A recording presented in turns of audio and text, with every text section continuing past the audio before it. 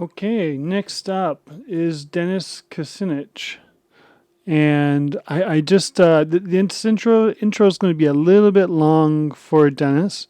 His speech is super relevant right now. Speaking at an anti war march, Rage Against the War Machine, a couple of weeks ago. So, same message, and everything he says in this speech is especially relevant now. I think, unfortunately, the legislation that he is pushing to ban weapons in space failed, and we've got a number of other uh, weapons bans treaties that are on the verge of retiring and or have failed, and so his message couldn't be any more relevant today than it was back here in 2000 and what year was this? 2000, yes, 2002. Um, okay, so but I have a bit of a story about what happened at this CUSP conference and why you're probably have never heard of it before. Um, Dennis Kucinich was the only speaker that CBC, which was across the street, had invited him to come to their studio and do an interview, and that got broadcast in Canada, at least for a couple of minutes. I don't even remember seeing it. But in any case, I mean, it always struck me as so strange why John Godfrey is a sitting MP. Why was he not also interviewed? I mean, he's a liberal. In seeing the speech, they have a little bit of all us libs and Dems got to connect and stuff like that. They got a little bit of that going on. And it never made sense to me why everybody else on this list was blacked out from any coverage. And they didn't just come to the conference and whatnot. I have suspicions, but I'll just give a bit of a backstory. Okay, so I'm doing engineering back in, I think this was in 92. And I'm working on a high mileage vehicle, and then we make this vehicle in our free time or extra time, our own time, in addition to coursework. And we go to Kalamazoo, Michigan, and we do a high mileage vehicle competition, right? So this is my first experience with CBC. And so the team were like, hey, okay, so let's call the local CBC and we'll get them to come out and see if they'll cover us, because it's a little bit of a story that we're going to go do this, rah, new generation, high mileage and all that stuff. And CBC, when they got on the phone, they're like, yeah, is there a woman on the team? And we say, no, actually, there isn't a woman on the team. In my cohort, there was 5% women in all the classes. 2 years later, there was 20%, because there was a campaign that went out to just encourage women to go into engineering. So we're like, and they say, yeah, so no, we're not coming out unless there's a woman on the team and she has to be driving. And I'm like, at the time, I'm like dumbfounded. What is this? I thought this was journalism, not activism, right? But in any case, we're like, okay, click. And I don't know how it happened, but we managed to get a woman on the team. And she was driving. I put a lot of hours in it, and unfortunately I couldn't drive because I was just too tall. I couldn't fit in the vehicle. Needed a small person to go in the vehicle. So it kind of makes sense for a woman to be in the vehicle. So because they tend to be smaller, right? So that's all good. But that was my first experience with CBC, and I found it to be a bit of a shocker. It was kind of benign and whatever, right? But my next experience was this conference. So this is about 10 years later, 92, right? 2002, right? Last time was 92. And it never made sense to me why they chose Kucinich. And I think I'm understanding better now.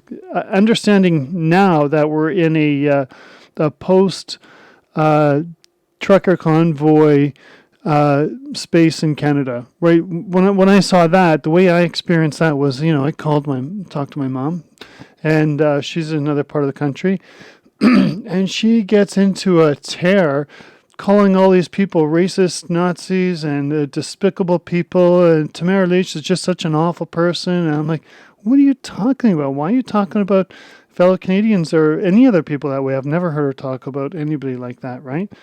And then I start to look at the news and stuff that she's watching, and I'm like, what the hell is this? This is not believable. It's so over the top. And yeah, sure enough. So that was my kind of third experience with CBC, frankly. And this was the second. And I would say you're out. That's it. After that, I used to listen to CBC radio, shut that off, don't even listen to it into the car. And I'm done with them. And I've always kind of defended them, honestly. What got me hooked back in the days, like late 80s, was Brent Banbury, David Wisdom on at midnight on CBC. That was like a great source, great programming for international music and whatnot. That's what got me listening to it, and I just stuck with it.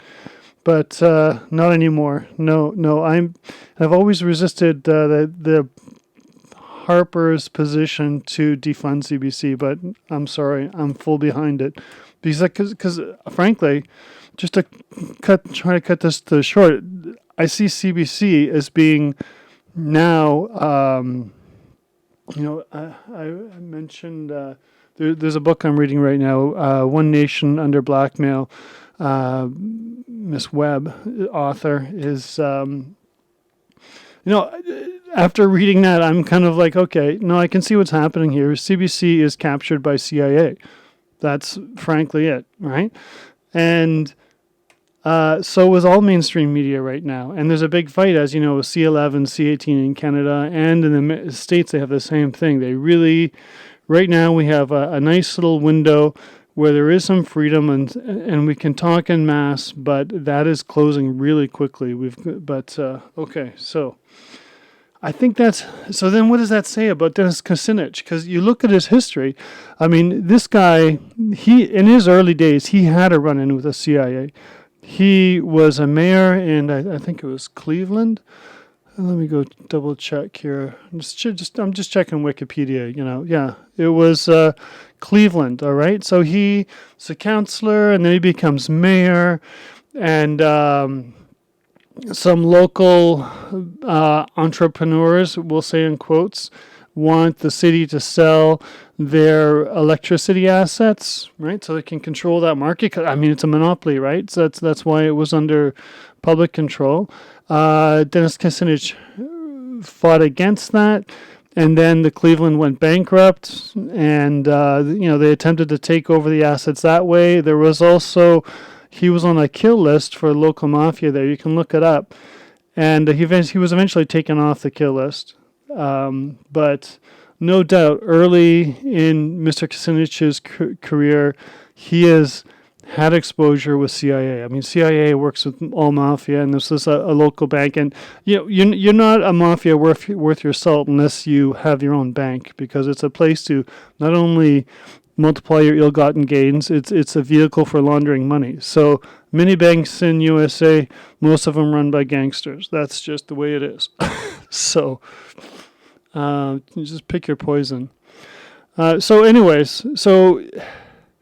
then you go, like at this time during this conference, Dennis Kucinich is also the head of the Progressive Caucus in the Democratic Party. Just let me, which was founded by Bernie Sanders. At this time, Bernie Sanders still looks pretty good. Because he hasn't exposed himself as being fully compromised and basically a honeypot for progressive values to get sunk into and buried. He's exposed himself as that, I think, with his Biden administration. In 2023 and 2022, it's absolutely disgusting. And if you check out the history of what's been going on here, like Dennis Kucinich, I can't tell if he's at least, I guess, because he was a member of the Progressive Caucus, CBC would have interpreted that at least, if not directly. I don't know I haven't checked who the CEO was at the time. The current CEO lives in New York City, and they must have just seen him as being a safe bet to have him on, even though he's talking about weapons test bans treaty in space. And other atrocities of America. But you check out his record here. Like, he never supported Obama. And he fought against, he tried to win against Bernie Sanders here. And Bernie Sanders, the Progressive Caucus supported Kucinich, Bernie Sanders didn't. And so I don't know.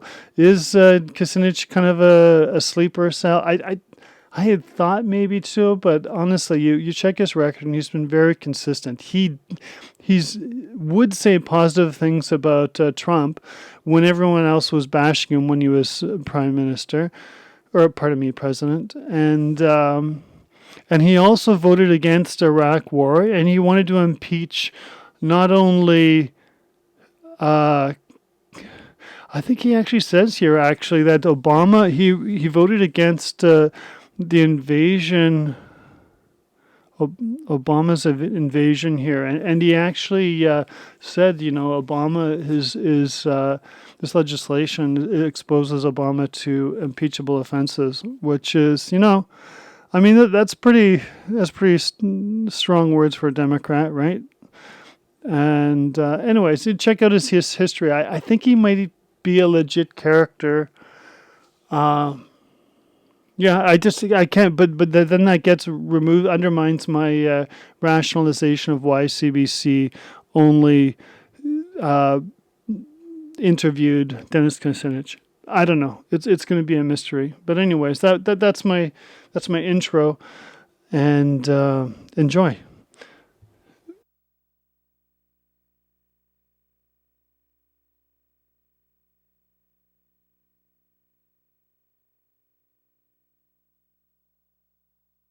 Tell you what a privilege this is, Dennis. You don't know, but I know you. And the reason I know you is because of the internet. Now, during the earlier part of this year, when I described the kind of malaise which was increasing in this country in reaction to what was happening in the United States, I kept trying to find people, particularly elected people, particularly Democrats, who were saying what I was thinking. And suddenly, bingo, I found you. I found you on the internet, and I found a speech you gave, and I'm not quite sure what the significance of this is. I think it's called the Commonwealth Club, and it's in San Francisco. And you gave a speech earlier on in the year in which you said everything that I was feeling, that needed to be said in the United States and was not being said.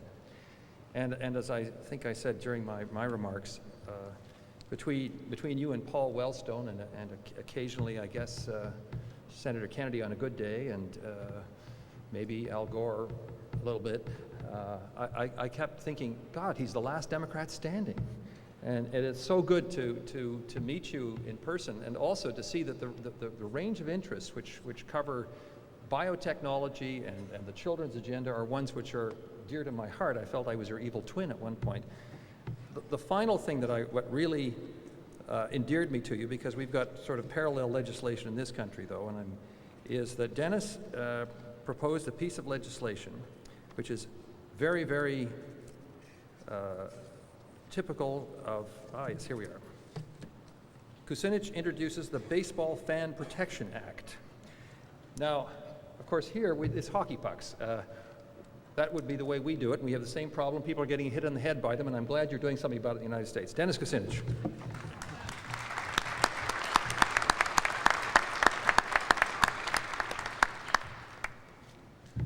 Thank you very much. Before we get down to these mundane matters of talking about weapons in space, I think a note of explanation is due here about that legislation that is called the Fan Protection Act, because actually, throughout the states, and I'm sure in many other places, citizens anteing up hundreds of millions of dollars to build these great sports palaces. What's happening is that they're taking they're taking what used to be televised appearances by the teams on a regular basis. They're taking them off free TV, putting them on cable as a step towards pay-per-view. So I introduced legislation into Congress which said that if you want your tax break, which teams are able to write off about 50% of the cost of acquisition with the help of a U.S. tax code provision. And so I said, if you want that tax write-off, you have to keep the games on free TV. So that's the story. And what I try to do in my work in the Congress is to focus on people's practical aspirations, which is why today I'll be talking about the practical aspirations we all have for peace. And so, my Canadian brothers and sisters, what a great honor it is to join you on this day to reclaim those noble sentiments which couple us as continental twins in prayer, if not in daily practice. Let this be the moment when a common endeavor asserts a common humanity and sends forth radiant aspirations which spiral out towards the expanding cosmos which returns the felicity. This is the moment when destiny calls us to elevate allegiance to our beloved native lands and to cause love of country to evolve to an even higher form. Unconditional, universal love, which is mutually reinforcing and soul building. I join you in unity for peace, to make peace sovereign, to harmonize peace and prosperity. Those goals are implicit in the work of nearly 24 members of the United States Congress who have proposed a Department of Peace to unite America in striving to make nonviolence an organizing principle in our society, to commit our nation to the high purpose of international cooperation to create a world where war is no more, to translate prosperity to posterity by dedicated disarmament. We must insist on the grace of our dreams. We must proceed courageously, expectantly, that the new world which we seek will arise from a loving dialogue between the United States and Canada. Just as the poet Shelley envisioned humanity's transcendence through a knowing conversation between Earth and the Moon in Prometheus Unbound. Let me take you there for a moment, where the Earth celebrates the rapture of reaching towards that spirit of space embodied in the moon. The Earth speaks of the moon. Shelley writes, the joy, the triumph, the delight, the madness, the boundless overflowing, bursting gladness, the vaporous exultation, not to be confined. Ha! Ha! The animation of delight which wraps me like an atmosphere of light and bears me as a cloud is borne by its own wind. The pearl of the heavens responds to its celestial kin. The moon speaks of the earth, Shelley writes, brother mine, calm wanderer, happy globe of land and air, some spirit is darted like a beam from thee, which penetrates my frozen frame and passes with the warmth of flame with love and odor and deep melody through me. Let us, for this moment, contemplate the frozen frame of the moon, receiving the love of the earth. Let us hearken to all loving thoughts, ever borne upwards in imagination and hope. Let us imagine that survival of our universe depends upon earth and sky reconciling in God's eye? Does not the human heart sense the danger of the hour when weapons are aimed at the sky? Does not the heart of the world anguish over the thought of brimstone hailing from paradise?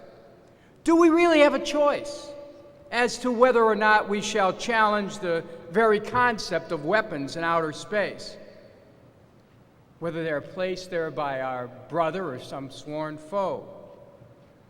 Ours, in banning weapons in space, in seeking to ban weapons in space, is a sacred mission to reclaim heaven for every instinct toward creation, for every dream flung toward forever, for every prayer with wings, for all love that is and will be. I've dedicated the Space Preservation Act in the House of Representatives, a bill which will ban all space-based weapons. And I join you on this day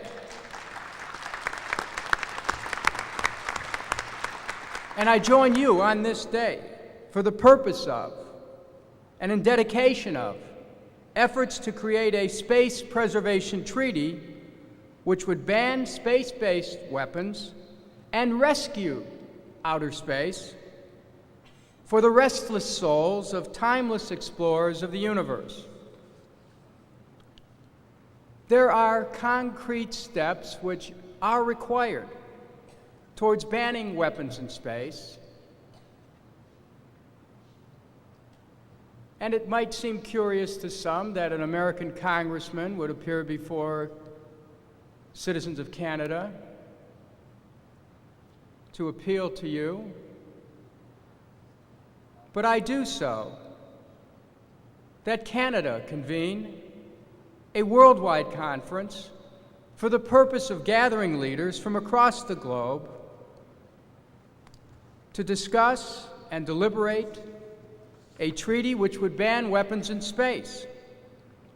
The Space Preservation Treaty Conference would seek to gain recognition for the urgency of such action through encouraging executives of governments from around the world to begin the process towards national approval of such a weapons ban, through encouraging the participation of legislative leaders who would broaden the debate within their respective nations.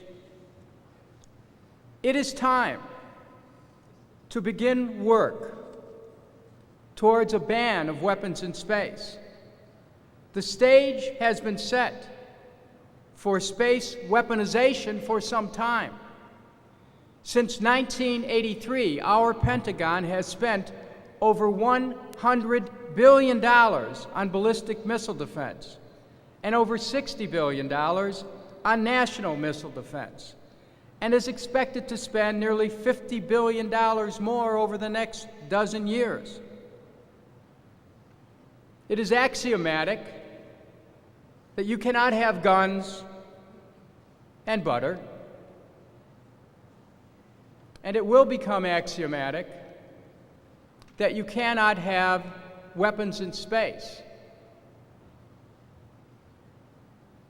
put there by any nation and have decent health care, housing, educational systems, or any of those fundamentally important social considerations and economic considerations which make life bearable and worthwhile.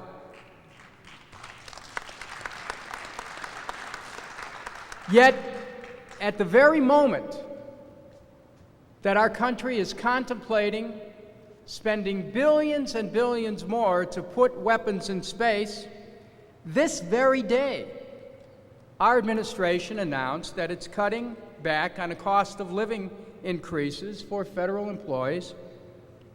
This very day, many Americans face expiration of their unemployment benefits at a time when our unemployment rate is the highest it's been in years. This very moment, many of my constituents in Cleveland, Ohio, do not have health insurance or are reduced, in the case of our senior citizens, to splitting their pills to make their prescriptions extended. This is not a digression. An arms race in space will be the black hole in every budget of every technologically advanced nation. Let me mention two. Russia, having been scorned through cancellation of the ABM Treaty, will be compelled to proceed with protecting its nuclear arsenal and to enhance its launch on warning capabilities, which means a nuclear accident will be waiting to happen. China, looming as an economic power, while the U.S. toys with providing Taiwan with short-range theater missile defense, and in our policy doctrines chooses to beard the Chinese tiger with threats of a nuclear first strike in the Nuclear Posture Review, and bracing China over Taiwan in our national security strategy. We will force China to divert billions to ballistic missile defense, research and development, and to build weapons to send into space. One cannot correctly estimate the urgency of this moment without considering that to speak of weapons in space, one must first look at the arms race which has occurred in this world over nuclear weapons, that there are currently 16 states either possessing, in development of, or attempting to acquire nuclear technology, that there are 20 states either possessing or attempting to acquire or in the process of readying a system to be able to have biological weapons of mass destruction. And there are 26 states in a similar condition with respect to chemical weapons of mass destruction. This next frontier, weapons in space, will inevitably set off a similar chain reaction among nations,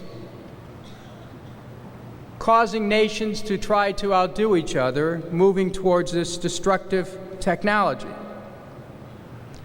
Now, we know there are those who indulge in apocalyptic fantasies. And I say that there must also be realists who accurately assess the challenge facing the world with this idea of putting weapons in space, who understand that this moment must be seized, not for our comfort or even for the cause of our own survival, but for all humanity. For all humanity. I would say that Canada has a rare opportunity to lead the world in this singular effort to keep space weapons-free. You have the chance to convene an international conference to shift the consciousness of the planet itself, to advance the reconciliation of all nations, which is so needed. Let your arms open wide and embrace a space preservation treaty conference as you brought 122 nations together towards banning landmines, so Canada can move from Earth to space with the same courage and care for Spiritus Mundi.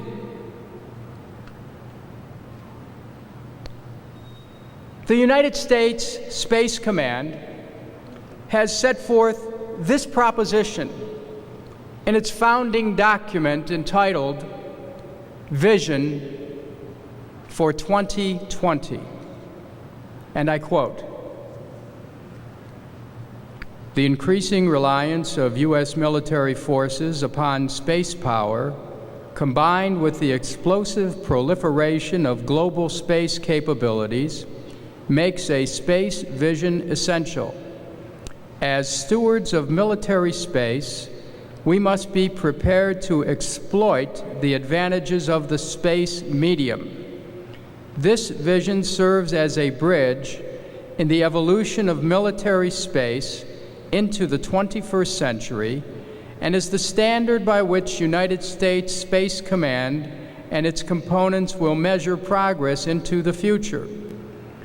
U.S. Space Command, dominating the space dimension of military operations to protect U.S. interests and investment, integrating space forces into war-fighting capabilities across the full spectrum of conflict." Unquote. Canada's intrinsic potential, as you did in banning landmines, is to stand for high principle.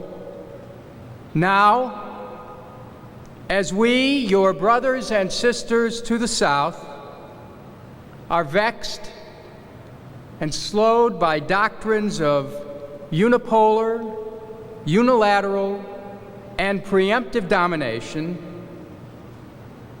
which casts fearful shade across our land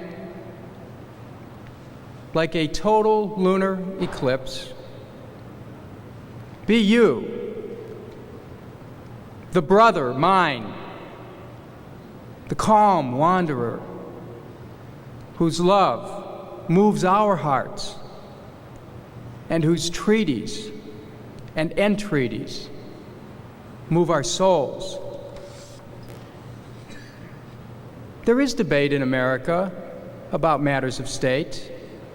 Nearly two-thirds of the Democrats in the House of Representatives voted against a resolution authorizing the waging of war against Iraq. Numerous members have joined the challenge in federal court to the administration's cancellation of the anti-ballistic missile treaty. Dozens of us have asked for investigations into possible fraud in the National Missile Defense Program. There are Americans in the government who have sent out a call. There is a pulsation for peace in America. As Canadians demonstrate in your conference on unity, sovereignty, and prosperity, there is an awareness worldwide that we are at the cusp of a new order. A new awareness exists of the interdependence of all, the interconnection of all, the irreducible oneness of all. In this new world, there is no room for weapons of mass destruction. There is no place for war. There is a new quest for peace and prosperity, which derives from meaningful work at a decent wage and proper public health care and retirement security and good housing and solid education and a clean, sustainable environment. These are not the claims of any one nation. In a just world, these claims transcend nationhood. On earth, as it is in heaven, peaceful economic activity will be enhanced through denying nations access to outer space for the purpose of weaponizing space. Think about the peaceful purposes which remain for economic progress through peaceful space research and development, the ability to monitor weather, the ability to secure communications, the ability to conduct disaster relief, to be able to monitor arms control agreements, to maintain adequate satellite constellations, to establish communication links in disaster areas, for exploration, to preserve space for peaceful purposes for all humanity, for scientific development, for the unfolding of human knowledge and the extension of human potential.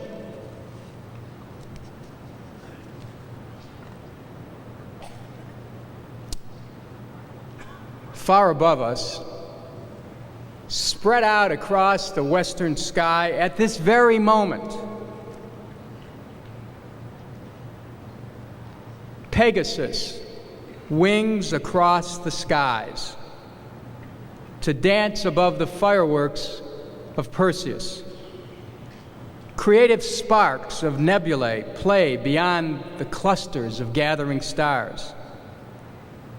Ursa Minor collects our small dreams, while Ursa Major harvests the stars we wish upon, and stars we do not see at the twilight's first gleaming. Near the winter hexagon, Gemini's twins, Castor and Pollux, are in constant conversation. Through it all, the creative architect, that intelligence which drew forth this universe, wraps itself in sublime silence. Can we rediscover our connection with such divinity? Can we rescue creation and save life on this planet? Only we can speak the answer. Oh, say, can you see?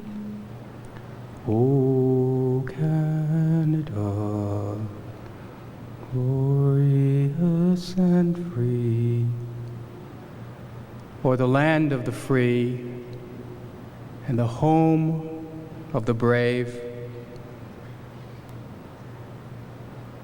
Oh, Canada, we stand on God for thee.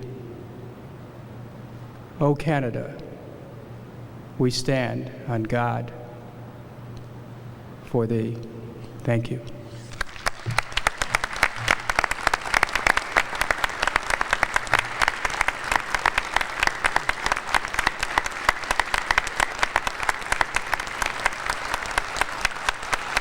Thank you. We have time for some questions here. I'll just say a word of thanks. And then, first of all, Congressman, I would like to say that I, for one, found this address profoundly moving. And I'm very, very happy that you were able to come here and share your vision of a peaceful world with us. And not only that, but to sow the seeds that are necessary to get us to do something in support of that vision. And I think John Godfrey is going to be a good emissary as he goes back to Ottawa to take the word to his colleagues back there that Canadians want him and the government to initiate this International Space Treaty Convention and try and accomplish what you would like to see done.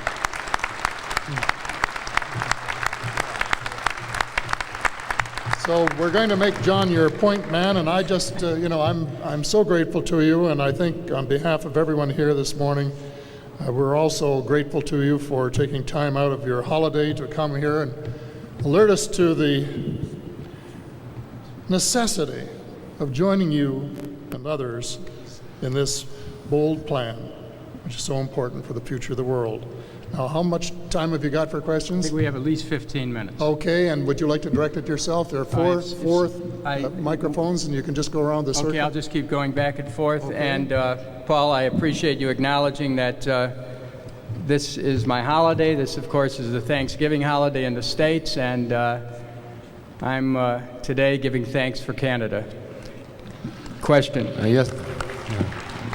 Yes, sir. I want to say I'm tickled to death to listen to you and have you here in the country. I saw what you wrote after September 11th, and to my mind, that was the only sane piece of literature I saw come out of there, other than what I read from Lyndon LaRouche. I just have two little questions.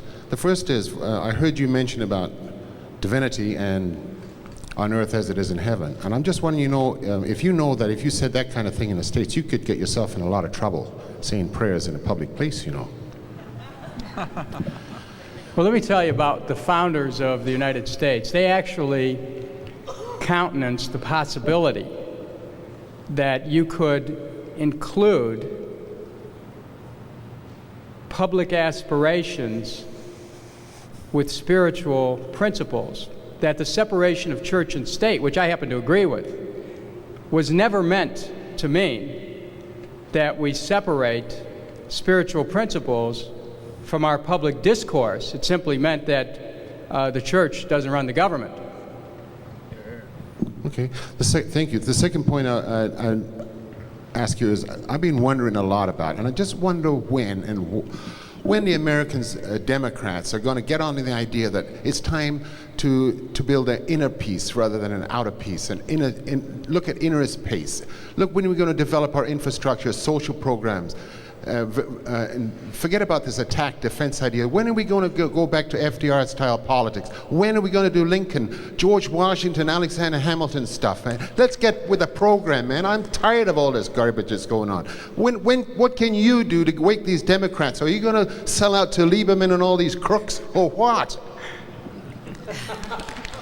Well, let me first say that Joe Lieberman's a good friend of mine. Let me also say that I am a Democrat, and people ask, why am I a Democrat? Why am I not a Green, or whatever organization challenges the Democrats? I take the challenge inside the Democratic Party. I happen to be chairman of the Progressive Caucus in the Democratic Party, which is actually the largest single group inside the party and the Congress among Democrats.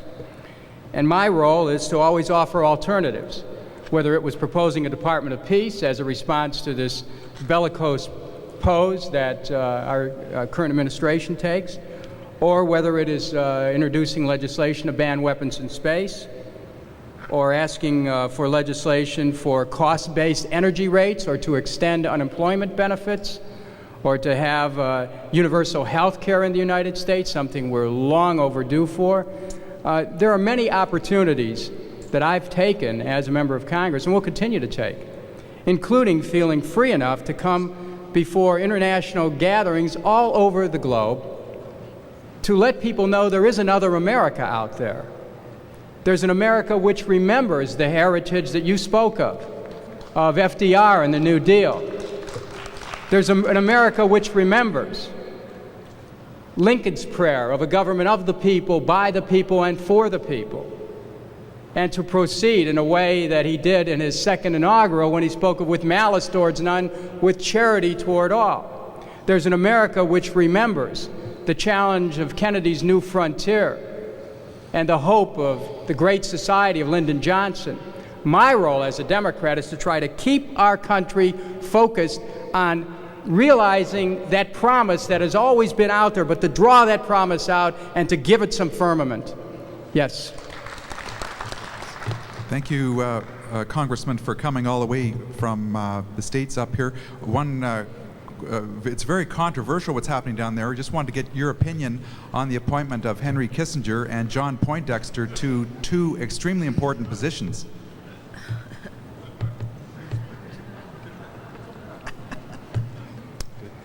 Seems perfectly logical to me.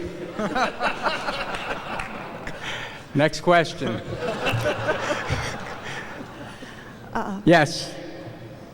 Yes, and I'll go back. My name is Marion Odell, and I'm with the International Institute of Concern for Public Health. And one of the things that I want to ask you is, when you speak about space and weapons in space, you're talking about the space around Earth, the part of the envelope that protects us from the sun's rays and the radiation from the sun.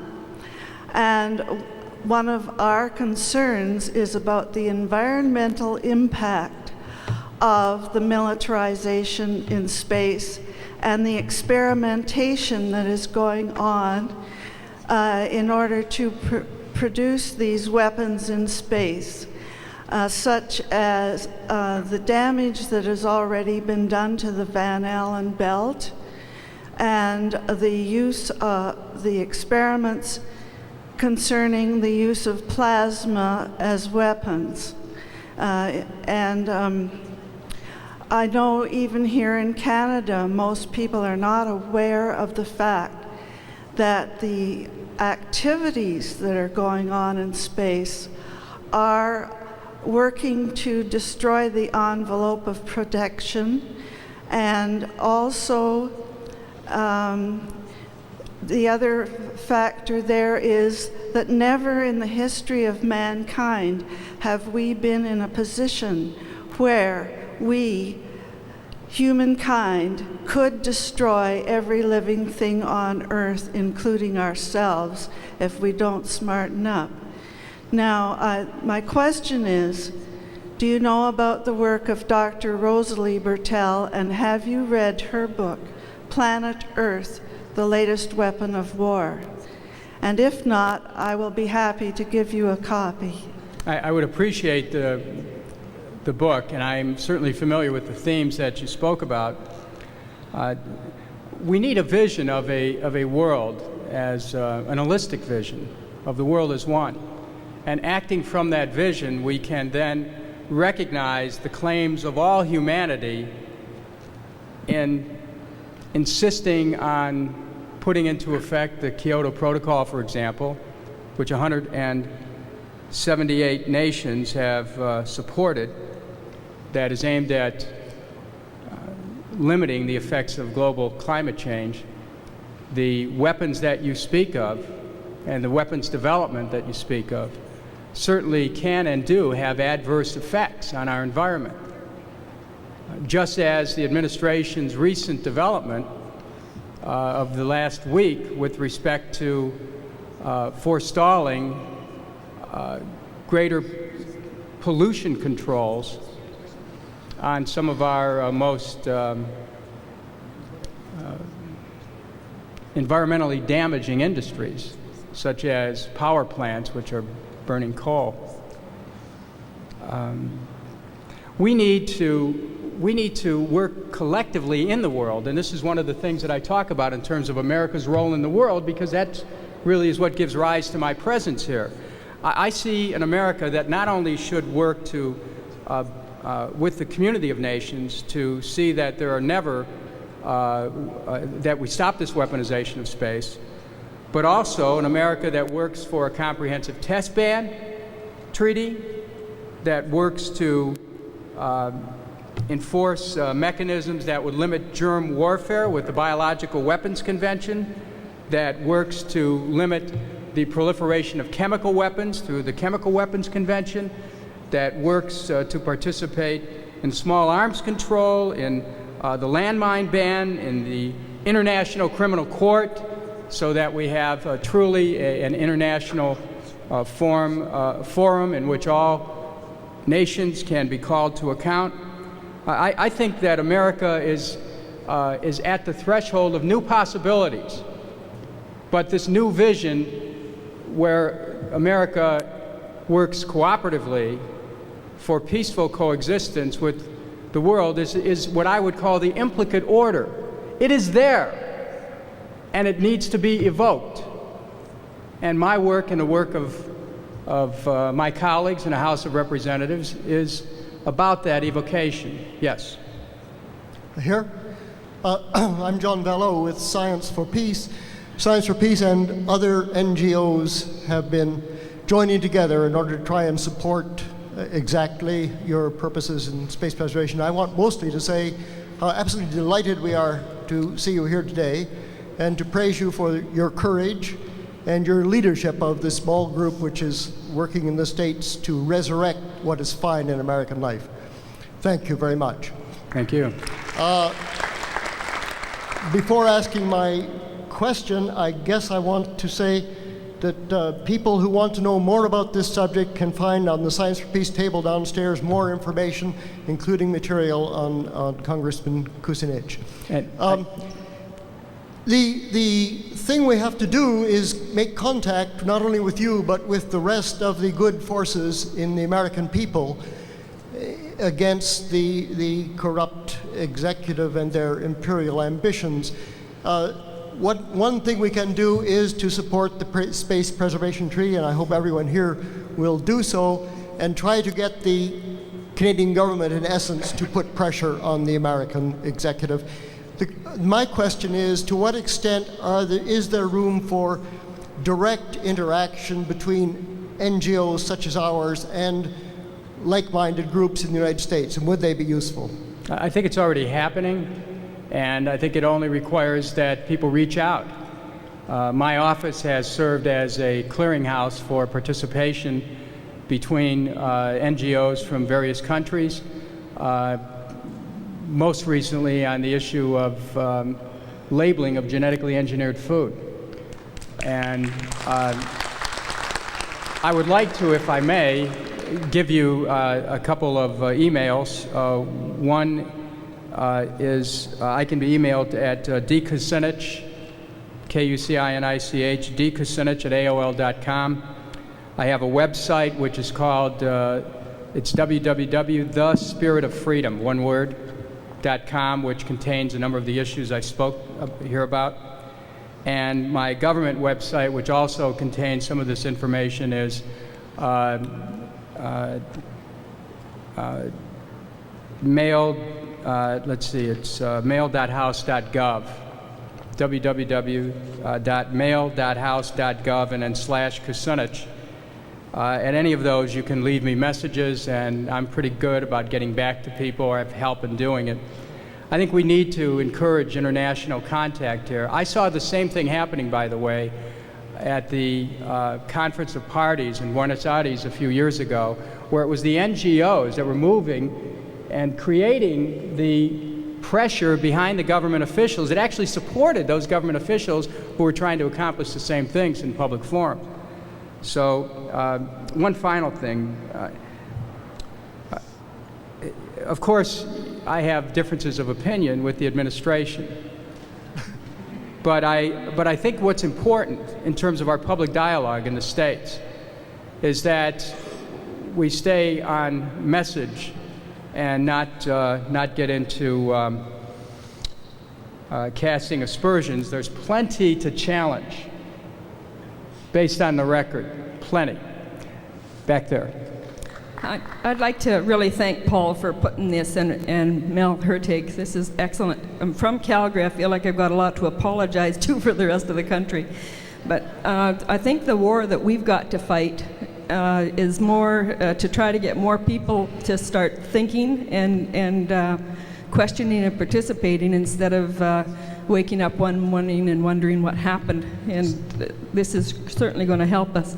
And I'd like to thank John Godfrey for having the wisdom to know he has to sit within a system that is extremely flawed. And without doing that, until we can get the electoral and the parliamentary system shifted. And I'd also like to apologize to him for the opposition that comes from Calgary.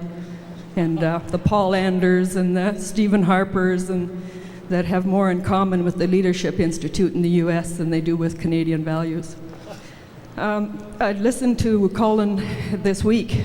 I've had the pleasure of hearing Helen Caldecott talk about the same things that Dennis is speaking to here. And I've listened to Commodore Thifo, who is our Operations Apollo designate in Florida, and listened to him say that the Canadians actually went down to the US, and the US media was asking them, why do you want to participate in this? Which was a shock to me.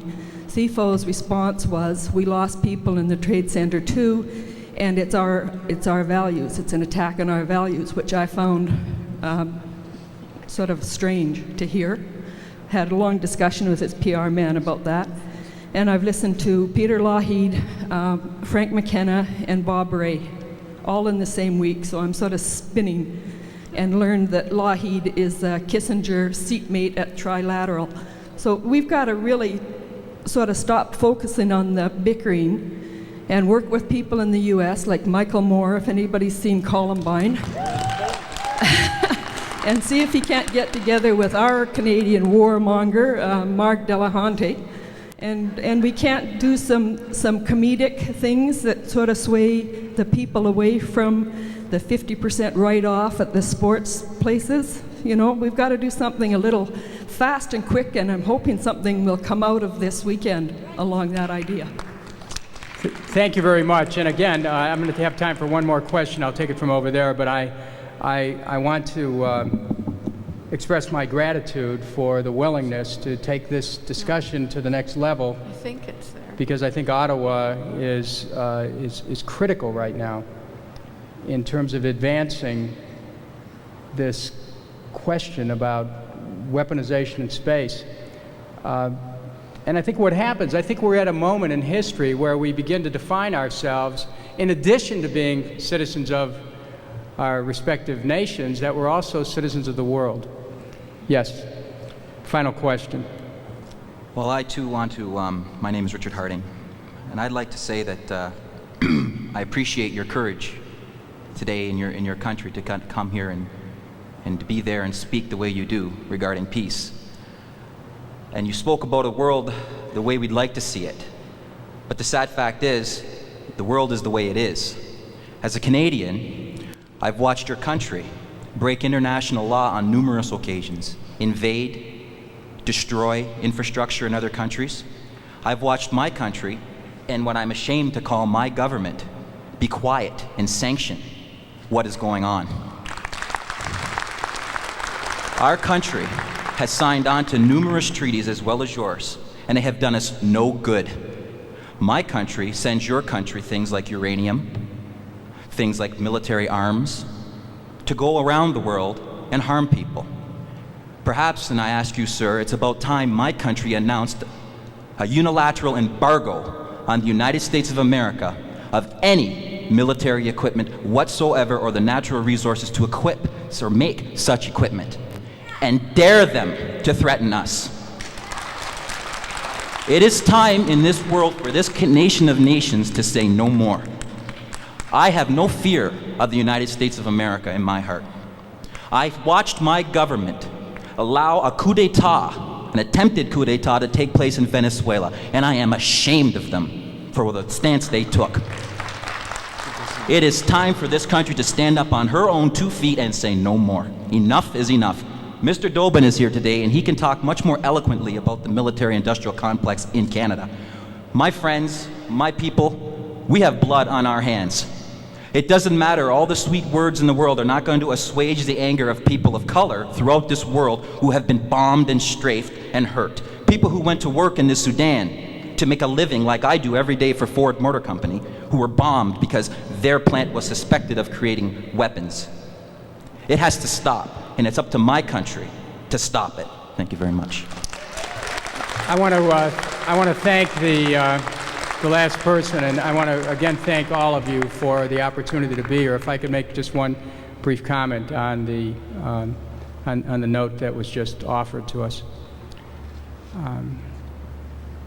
I've been in public life now for 35 years. My first race for office was in 1967 for City Council in Cleveland. And I have felt the kind of anger which is fairly delineated in your comments. I think that we're challenged to see if we can move our discussion from this level with all of the anxiety that exists in confronting a world that sometimes seems that it might come apart, to raise it to communicating through the human heart, and to trust our own capacity to evolve. Because if we are capable of evolving, then perhaps we can help our nations evolve to a point where someday war itself will become archaic, where we'll look from some future point back to this present moment and ask, how and why did nations ever go about such subterfuge and such destruction, adding to the misery of the human condition? My presence here is certainly aware of the chapter and verse of the injustices visited by my nation and other nations of the world upon people everywhere. However, we have to believe in our capacity to evolve. We have a right to live our ideals. We have a right to be better than we are. And only we are the ones who can set about that path. Thank you very much. Thank you, Canada. Thank you again, Congressman Dennis Kucinich. You have been a real inspiration. Your message is one that I think we all endorse. Your view of the world, your view of a peaceful world, is one that we can all applaud.